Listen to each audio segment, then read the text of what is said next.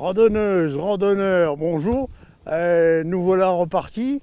À cause du temps, on n'a pas pu faire notre émission plus vite parce qu'il y avait un temps désastreux. D'ailleurs, la preuve, c'est inondé partout. On n'est pas dans le nord, mais on n'est pas loin, hein. Voilà. Alors bonjour à tous. Et aujourd'hui, avec mon ami Romain, nous allons vous présenter la suite de l'émission que nous avions fait sur l'Autun. Alors à partir de Sorbet, alors toute la première partie, et maintenant ce sera la deuxième partie. À partir de Sorbet, Saint-Laurent, Grand-Failly et jusque à Montmédy où il y a la confluence. Alors ici à Sorbet, il y a 2-3 sentiers qui partent d'ici et qui se dirigent là en venant du Caillou Saint-Martin jusque Saint-Laurent, en passant par la Cricaille. C'est un ancien moulin, la Cricaille, qui se situe à un petit kilomètre d'ici. Et du Caillou à Saint-Laurent, il y a 5 km 200 et il y a un autre circuit du Caillou à l'Autun. Donc jusque Saint-Laurent, de ce côté-ci sur Sorbet, il y a 300 mètres pour Sorbet et il y a 14 km 600 pour aller à Saint-Laurent, de ce côté-ci. Vous voyez, il y a de quoi faire dans tout le secteur, hein. Alors, si vous faites ce circuit, n'oubliez pas de vous rendre dans le village de Sorbet, hein. Il y a l'église et il y a un magnifique petit château. Et n'oubliez pas d'aller visiter l'église où il y a des voûtes en caisson, hein. C'est tous des caissons qui sont sur les voûtes, c'est magnifique. Et là, nous sommes à l'endroit d'un moulin ici à Sorbet. Et d'ailleurs, cette rue se nomme la rue du Moulin. Alors, c'était un ancien moulin, on traitait la farine ici. Et il y avait un autre moulin en direction de Saint-Laurent.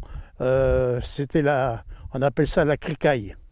C'était un ancien moulin aussi.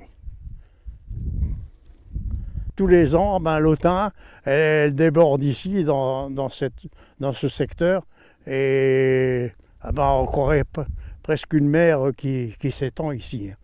Alors ici à Sorbet, il y a ce magnifique château. Au cours de l'année 1646, le château fort de Sorbet, construit en dépit du siècle par l'ingénieur Jean Hérard de Bar-le-Duc, avait déjà été pris par les troupes françaises, puis repris par les Lorrains, sans avoir subi de démolition. Un souterrain reliait le château à l'église voisine, comme ça se faisait beaucoup à l'époque. Ici en 14, le 1er septembre 1914, dans la rue de Châtillon, il y a eu Guillaume II qui est venu ici à Sorbet. Alors, il était venu voir le régiment de grenadiers en visite dans la commune de Sorbet. Il y avait une garnison allemande dans la rue de Grève qui se trouve juste en dessous, ici, de la place du Château. Et il y avait aussi les prisonniers français qui travaillaient dans le village, dans toutes les fermes existantes.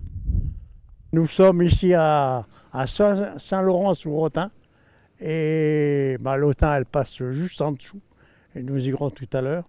Et là nous sommes sur la place du village où toutes les fêtes se passent ici, hein, la fête patronale et tout se passe ici.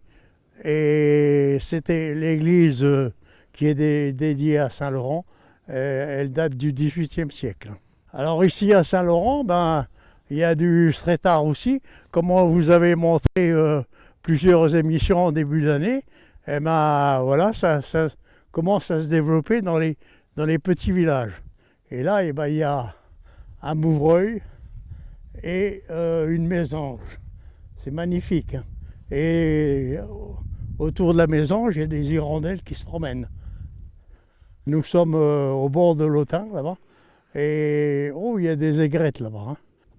L'Autun a débordé parce que elle vient juste, normalement, elle vient juste là. Et tout ça, c'est débordé avec toutes les pluies qu'on a eues ces derniers temps. Et au fond, là-bas, il y a la petite chapelle Notre-Dame de Luxembourg, sur la route qui va sur l'Anguillon. Et là, il y a un petit lavoir qui est pas mal. Et là, nous sommes sur un sentier qui rejoint Sorbet. Et alors Sorbet, 5 km 2 par là, et Saint-Laurent à 500 mètres. Hein? Et voilà un beau lavoir qui a été refait, qui a été rénové. Bon, c'est un magnifique coin ici. Ça a été aménagé. Et il y avait un coin quand il fait chaud en été, quand il fait vraiment bon en été, eh bien c'est une baignade ici où tous les gens de Saint-Laurent viennent se baigner. Et il y a même des gens du Longuionnet qui venaient se baigner dans ce secteur.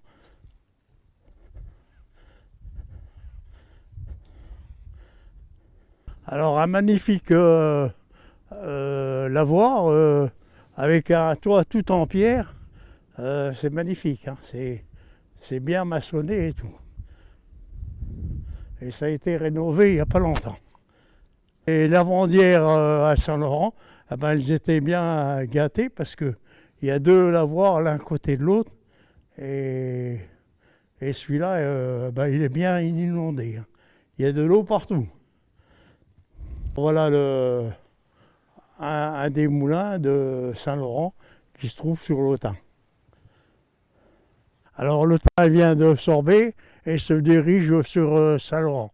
Et avant d'arriver à Saint-Laurent, eh ben, il y a l'Autun arrose un étang où il y a des concours de pêche souvent, et ici tout au long de l'année.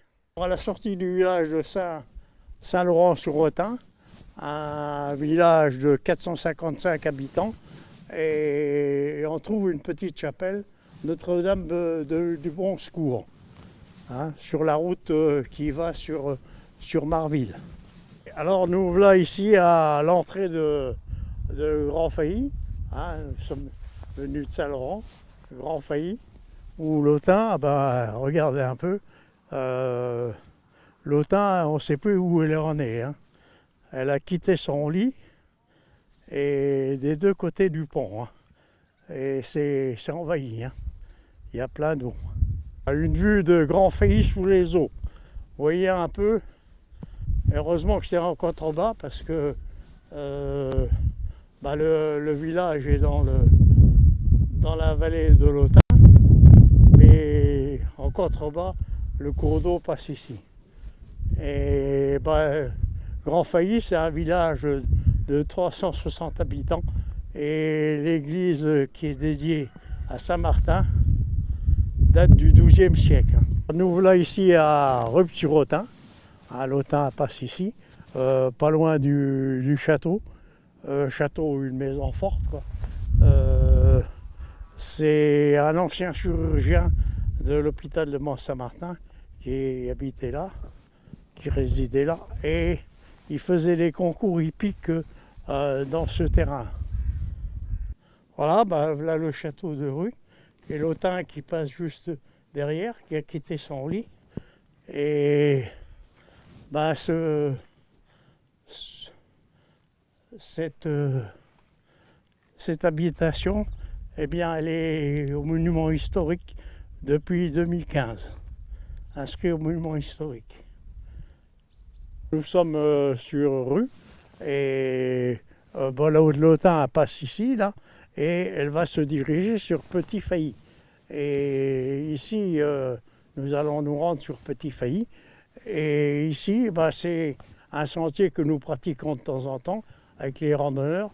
on fait Grand Failly, Rupt et Petit Failly.